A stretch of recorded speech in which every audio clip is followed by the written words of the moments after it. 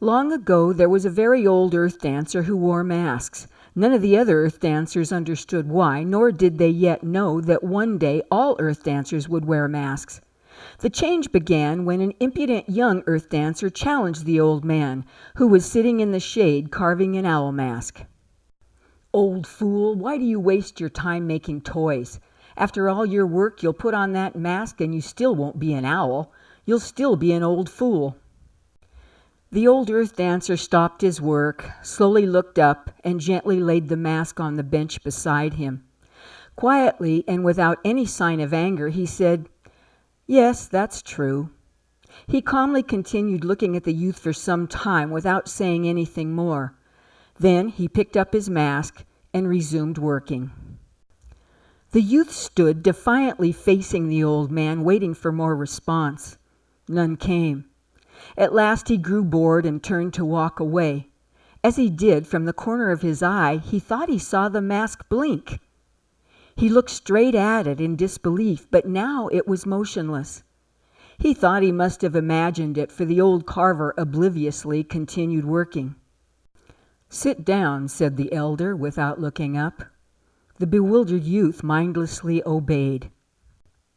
Still carving, the old masker began.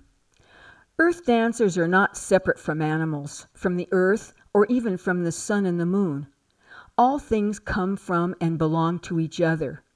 Bravery, serenity, wisdom, and light-heartedness all come from the same source as eagles, lions, owls, and earth dancers. When I wear masks, I'm not pretending to be something that I'm not. I wear masks to remind myself that I am one with the things that I love and aspire to be. I can be as brave as the lion, as free as the eagle, as serene as the moon, and as wise as the owl. I only need to be reminded.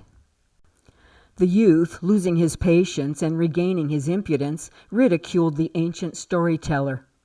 "So, for a fool to be wise, all he has to do is wear an owl mask? Is that what you're telling me? Well, then you truly are an old fool."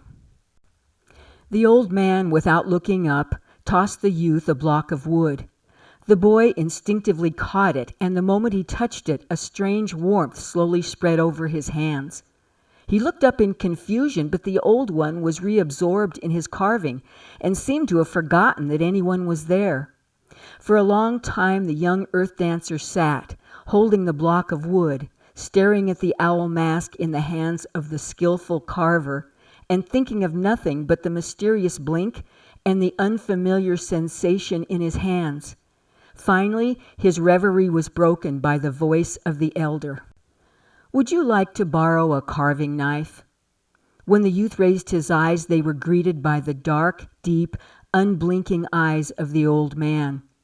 Lost in those dark eyes, the second earth dancer to wear masks reached out, accepted the knife, and said, "Yes, thank you."